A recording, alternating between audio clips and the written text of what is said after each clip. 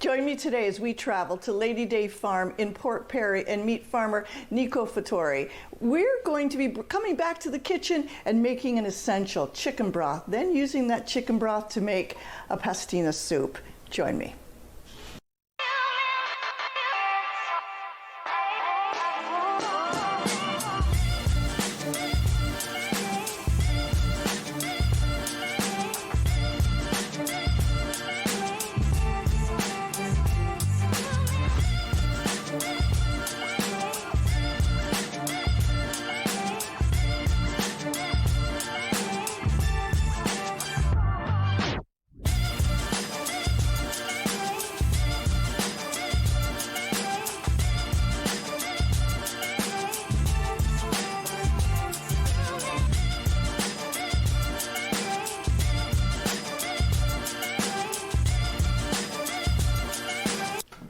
Welcome to our series Farm to Fork. I'm Chef Connie Powers and you're watching Rogers TV. Today we're taking you on a road trip to Port Perry. We're going to be visiting Lady Day Farm and meeting young farmer Nick Fattori. He speaks about his generational experience in farming, also about his imported olive oil from his family in Italy.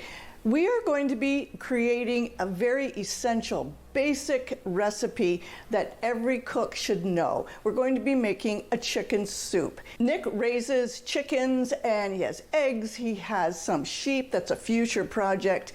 He speaks about all of the projects that are going to be in the works. He also grows microgreens. Couldn't get any of those, but we're going to be using parsley. So let's get started on our chicken soup.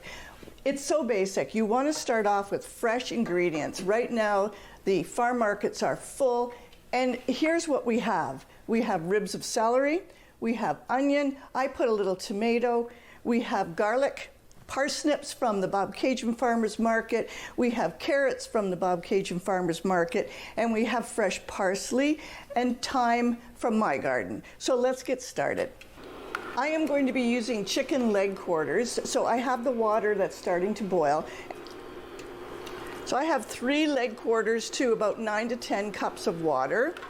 I've got a little bit of rosemary and about 4 sprigs of thyme. I've tied it.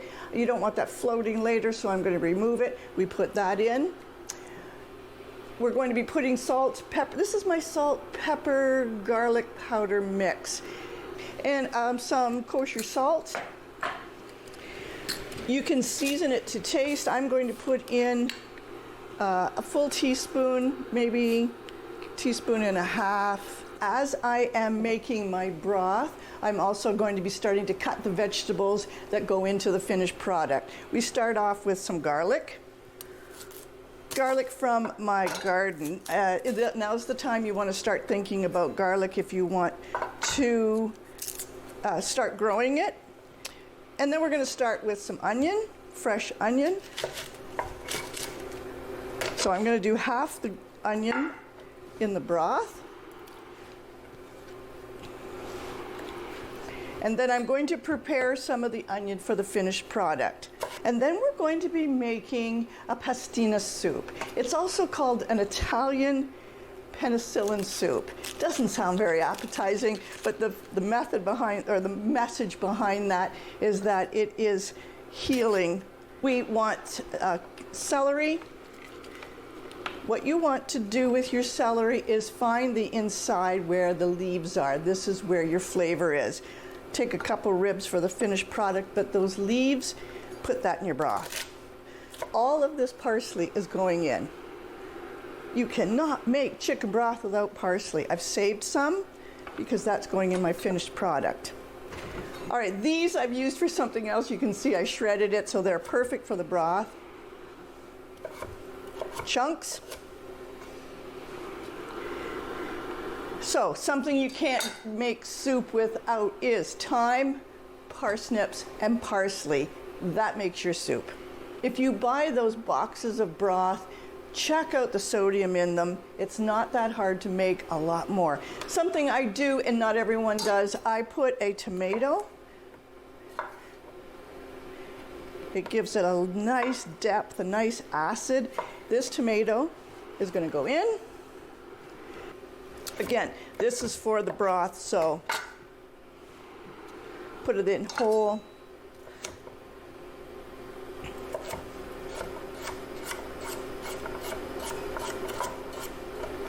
These can be in nice little discs. You can make them smaller if you want.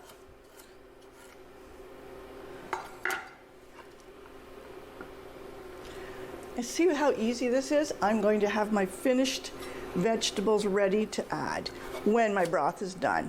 I'm doing these a bit smaller to show you that this is also a great way to put carrots in your soup.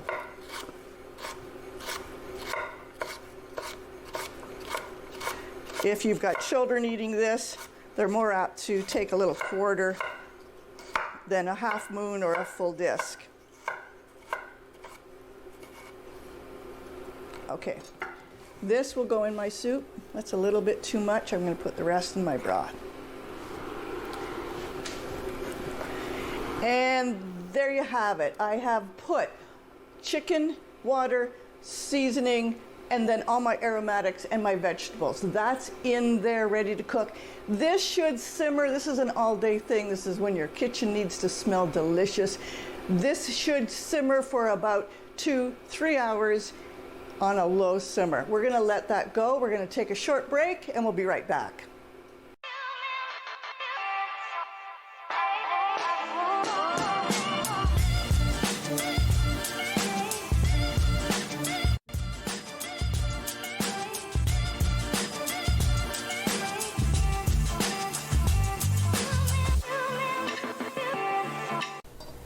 And we're back. I'm Chef Connie Powers. You're watching Rogers TV, Farm to Fork. Today we are making a pastina soup, an Italian penicillin soup.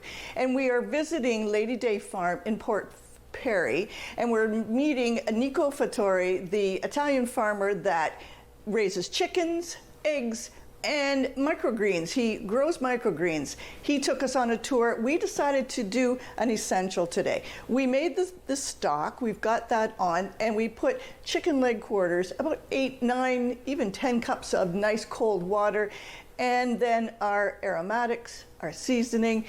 The recipe is at the end if you want to follow that. This soup, this pastina soup, uses these tiny little stars. Don't add anything else. It's a little tiny star, easily found. We're going to need about 4 ounces. So I've got my scale and I've got this bowl tired out. I want to show you how much you're going to be using in. That's about it, right there. So you can see it's about not quite a half pint that I've used in that. So we're gonna leave that aside. This goes in uncooked. You have to know that. If you put it in cooked, your little stars, your pastina is going to just fall apart. Now previously, I chopped all of these vegetables while I was getting my stock ready. So in here I've got maybe about half an onion, some parsnips, a couple ribs of celery, carrots, parsley. I'm going to add that in now. Remember, this is the soup that you'll be serving, not the stock. We are going to take you on the tour. When we come back, this will be ready to put in a bowl. So we're in the potting shed right now, and Nico is doing microgreens. Look at this. Yeah, so this is not done halfway. This is done well. Well, and this is what I tell people: if you don't have time to do it right the first time, what makes you think you have time to do it a second? And I like that. This is something that I put together 2-3 years ago now. And what's great about this is that I'm able to grow year-round in a non-insulated potting shed. So this is insulated and this is heated. Yeah, the grow chamber is not the potting shed, right? And it's just the way I set it up. So this will be year-round, like even in the middle of January, the coldest of the coldest nights, for sure. And this all goes to market? Market and some restaurants, some local restaurants here in town and Port. Oh, good. So you do have some local chefs using the product. And that's been some of the greatest feedback is some great What do you feedback. have here? Those look like pea shoots. Yeah, so we have a bunch of different varieties, right? So things like the Mellow Blend is a mixture of broccoli, purple kohlrabi, crimson clover. The brassica family, what's great about them, they're really high in sulforaphane, which is amazing for liver detox, specifically stage 2 liver detox. It's utilized a lot by the liver. If you like the spicier things in life, we have our mustard, arugula, and cress. It's very pungent in nature. It really packs a punch of flavor. Our brilliant blend is a mixture of lentils, radish, and peas, and then our salad mix, and then our standard varieties, peas and sunflowers. So this brings us to your holistic approach to growing and to life in general. Yes. So where does that come from? Well, so I'm very grateful to have gone and had this wonderful experience at the Institute of Holistic Nutrition in Toronto. Okay. Yeah, this was years ago where, for whatever reason, I had a calling to join this program. And part of that curriculum, in order to graduate, is you had to do 100 hours of co-op in the many branches of holistic nutrition. And one of them was farming. And, you know, as Hippocrates said, and also Ayurveda, is let food be thy medicine and medicine be thy food. And with that being said, it's just like, well, you know, let's dive in deep and really see what's going on. And nothing more holistic than knowing where your food comes from and growing it yourself. Yeah, there's a multitude of facets and benefits to that, right? You know, it's nature is flawless, and within its design, it provides you the necessary things for that specific time and season. And yeah, you can't beat it.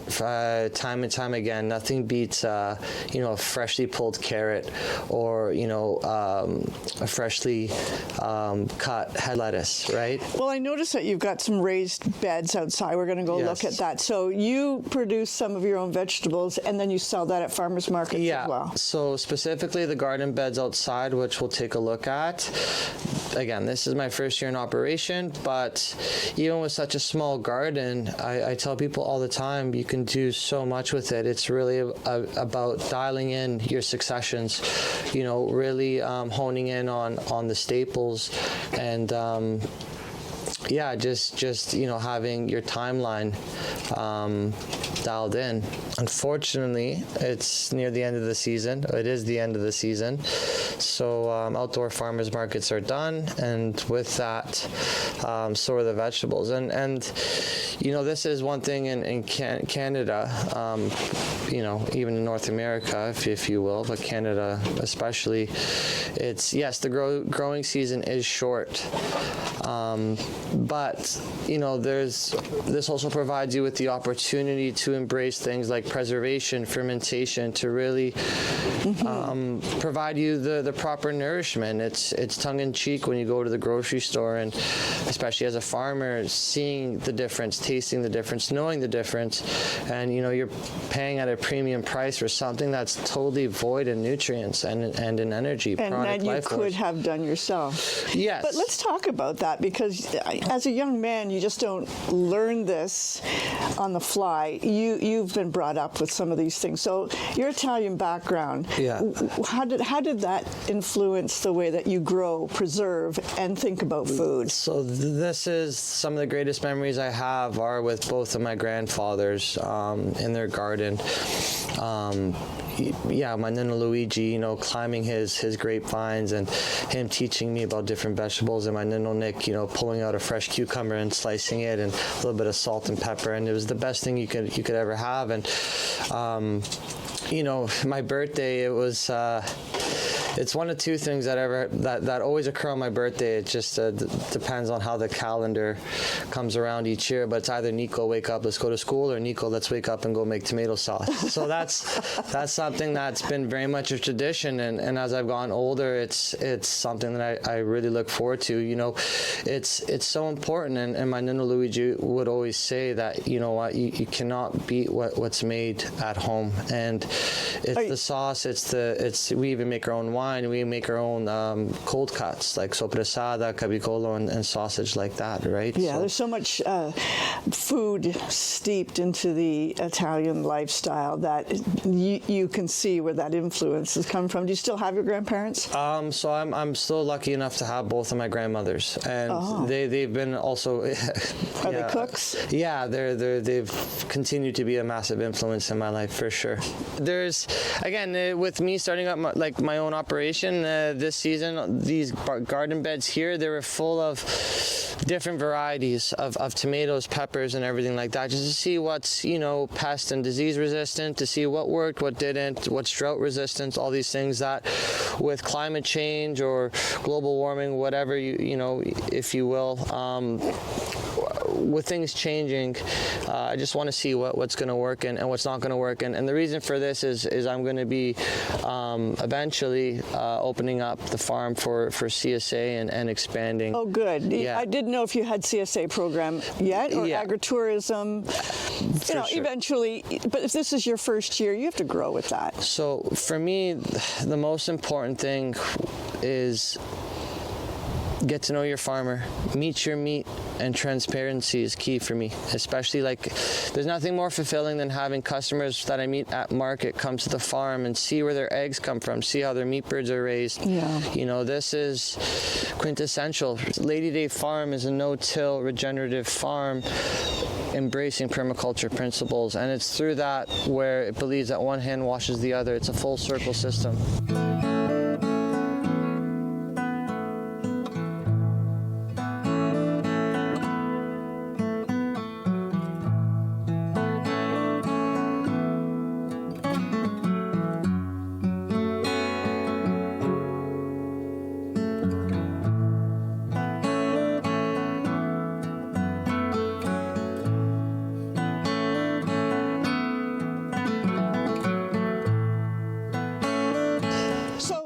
Your education is in holistic medicine. Correct. But I'm hearing all kinds of knowledge come out of you about planning, about regenerative practices, permaculture practices, chicken farming. Where does that come from? It just comes from working on different farms, and I've worked on farms with livestock, without livestock. So you worked on these farms, and at first you worked hard for the other farmer. At what point did you think, I can do this? You know what? And I tell people, if you don't stop to work on your own dreams, you'll just end up working for somebody else's. So you were telling us that some of the things that you grow here and some of the things that you nourish here, where do you see yourself going? You have some lambs. We're going to go over it. Yeah. So, like I said, Connie, this is the year of livestock, right? As you've seen, it's my first year in operation. This is very much in a setup stage. So, I have my no-till blocks over there. They've been under the silage tarps in a process called occultation and solarization to really help prime the beds. My aspirations for next season is to bring in hogs. I'm also going to be bringing in a ram. So the ladies over there, the girlies, are my breeding stock. This is going to be their forever home. Next season, I look to keeping my blocks in cover crops. There's a lot of benefits about that. I want to experiment with different cover crops and see which work, which don't, which ones I like, which ones are more efficient. Have you processed any of your lambs or your sheep yet? No. So the girls that you're about to meet, those are my breeding stock. You're not in the artisanal chicken program? Yeah, that's a conversation within itself. Is. We could do a whole segment on that. Unfortunately, my hands are tied with that program. I've heard other farmers say the same, as long as you don't sell at the market, right? Well, no, I do sell my eggs at market, and that's because I get my eggs graded. The whole thing is that I'm capped off at 100 laying hens. I cannot sell my meat birds, my organic pasture chickens at market because I'm not part of the CFO artisanal program. Could they come to the farm to buy your chickens? I really hope that they do. And so they would come to this farm, and we'll put your address right here. Yeah. They would come to this farm. Do they have to call you ahead of time? Well, yeah, ideally, just because because right now the farm's under construction. It's more under destruction. So also too at the front there's two driveways. There's the public farm access driveway, and there's a farm shed that was left here from the previous owners.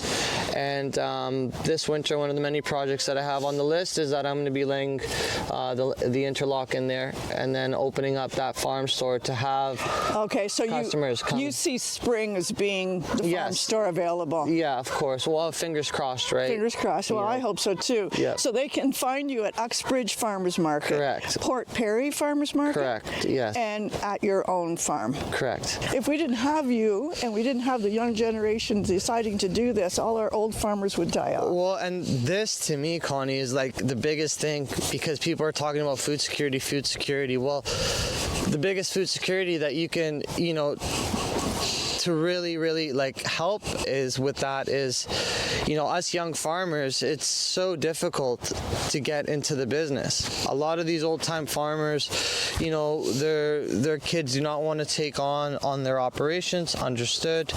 But for a lot of us young farmers, it's so difficult. Everything's so expensive. You can't, you can't afford the land. You can't even afford to rent the land. Remember, the fence is live. I'm going to turn it off. That's okay. Well, he's been electrocuted a few times. Well, let me just turn it off and we don't have to worry. Well, how pretty are you? But what's fascinating about these girls is that they are a Katahdin Dorper mix, and those are both hair sheeps. So I don't have to shear them. This is one less thing I need to do. You're going to breed them and then process whatever offspring comes. And hi, Agni. These are beautiful. They're so tiny. Yeah, well, they are still very young. So they were born in April. Hi, okay. Hi, baby. So this little girl there, the brown one, she's a pure Katahdin.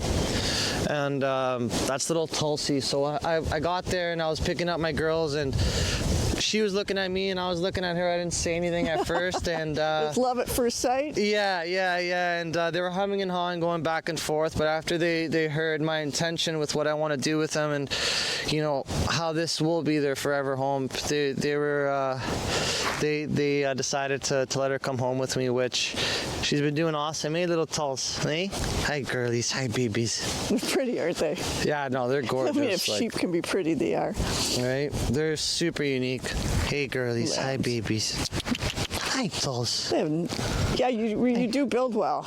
Everything's built. Yeah, it's again, if you're going to do it right. Well, thanks, Nico. We have learned so much today, and what we really come down to is we need to come back again. There's so much to offer, and you've got so many goals and so many plans. We're going to be back. Well, I would really appreciate that. I look forward to having you guys here again. Thank you so much.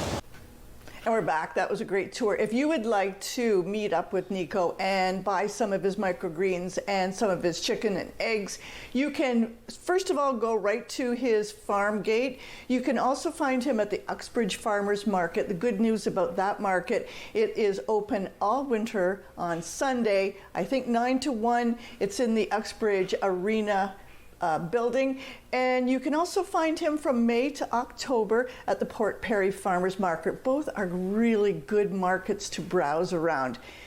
Look for Lady Day Farm. Talk to Nico. Tell him you saw this show. We are going to start plating our soup. So remember, this is the pastina soup. We put the broth on, and that is still going. This is broth I made previous.